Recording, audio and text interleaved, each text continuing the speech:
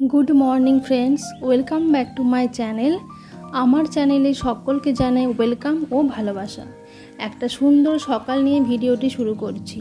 एखन बाजছে 5:30 और आमी घुम थेके उठे पड़ेछि। घुम थेके उठे सकाल सकाल स्नान करे पुजो सेरे निয়েছি, कारण आजके आमरा एकटु नৈহাটি যাব। और आजके एक विशेष दिन, सेटा हलो रथयात्रा, जगन्नाथेर रथयात्रा। आमार सकल बंधुदेर जानाई रथयात्रार शुभेच्छा। तो आमरा नৈহাটি बड़ मायेर मंदिर जाबो, सेई जोन्नो आमी, दिदी, आमार बर और मेये आमरा चारजने रेडी हये गेছি।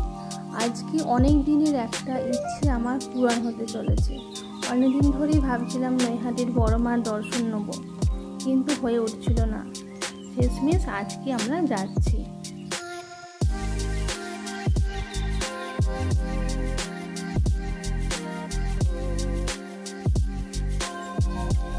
আমরা বাড়ি থেকে 7:30টায় বেরিয়ে অটোতে করে আগে ক্যান্টনমেন্ট, তারপর ওখান থেকে ট্রেনে করে দমদম, আর দমদম থেকে ডাইরেক্ট নৈহাটি স্টেশনে গেলাম। আর আমার কিন্তু ট্রেন জার্নি করতে বেশ ভালোই লাগে। অনেক দিন পর ট্রেনে উঠলাম, ফ্যামিলি নিয়ে ট্রেনে করে বড় মার দর্শন করতে যাচ্ছি। বেশ মজাই লাগছিল, বেশ ভালো লাগছিল। আর আজকে ওয়েদারটাও সকাল থেকে ভালো ছিল, খুব একটা রোদও থাকেনি, বেশ বাতাস দিচ্ছিল। আর সোমনাথ তো কিছুতেই সিট ছিল, বাট ও বসেনি, শুধুই ডাকছিল ওই দরজার সামনে গিয়ে দাঁড়াবে বলে। আমি সিটেই বসেছিলাম। ওরা তো সারা রাস্তাটা ওরকম গেটের সামনে দাঁড়িয়ে দাঁড়িয়ে গেছে, আর নামার একটু আগে আমি একটু দাঁড়িয়ে দাঁড়িয়ে যাচ্ছিলাম। বেশ ভালোই লাগছিলো, বাতাস দিচ্ছিল। ট্রেন জার্নিতে কষ্টটা কম হয়, ওই জন্যই ট্রেন জার্নিটা বেশ ভালো লাগে। স্টেশন থেকে নেমে ওখান থেকে কাছে একদম রিক্সায় করে বড় মার মন্দির পৌঁছে গেছে। গিয়ে লাইনে দাঁড়িয়ে পুজোর ডালা কিনে নিয়েছি। আর ওরা ওখান থেকে তিলক করে দিয়েছে। দেখো প্রচুর লম্বা লাইন হয়, একদম সেই কালীঘাটের মধ্যে কিছুটা লাইন। এরকম কালীঘাটেও আগে দেখেছিলাম প্রচুর লাইন, তবে লাইন হলেও বেশ তাড়াতাড়ি ছেড়েও দিচ্ছিল কিন্তু। তো লম্বা লাইন অতিক্রম করে আমরা অবশেষে মায়ের দর্শন পেলাম। সবাই মিলে বলো জয় বড় মা।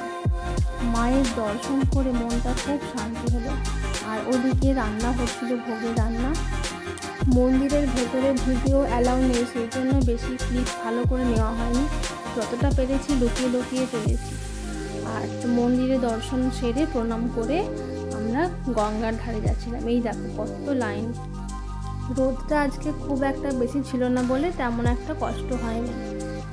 আর গঙ্গার কাছে গিয়ে তো মনে হচ্ছিল ওখানেই রয়ে যায়, ওখান থেকে আসতে ইচ্ছে করছিল না।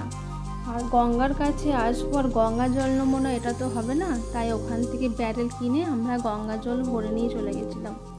আর গঙ্গায় যেতে যেতে ওইদিকে টুকটাক দোকানও বসেছিল, ওই বাচ্চাদের খেলনা, বড় মায়ের ফটো, এইসব টুকটাক দোকান। আর যারা গঙ্গা জল নেবে তাদের জন্য জলের ব্যারেল, এসব টুকটাক দোকান বসেছিল।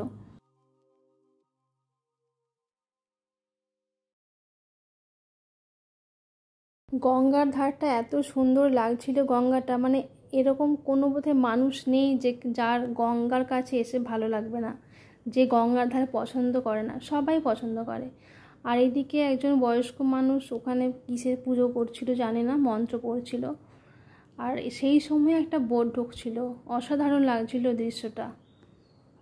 তারপর গঙ্গার জল ভরে নিয়ে আমরা ওখানে কচুরি টিফিন করেছিলাম। আর যতই কচুরি টিফিন করি না কেন, ট্রেনে যাব আর ঝালমুড়ি খাবো না, এটা তো হবেই না। তাই আমরা ঝালমুড়ি খেতে খেতে বাড়ি পৌঁছে গেলাম। আর বাড়ি পৌঁছে এতটাই টায়ার্ড ছিলাম, আর কোনো ক্লিপ নেওয়া হয়নি। দুপুরে খেয়ে দিয়ে বেশ টানা ঘুমিয়ে পড়েছিলাম।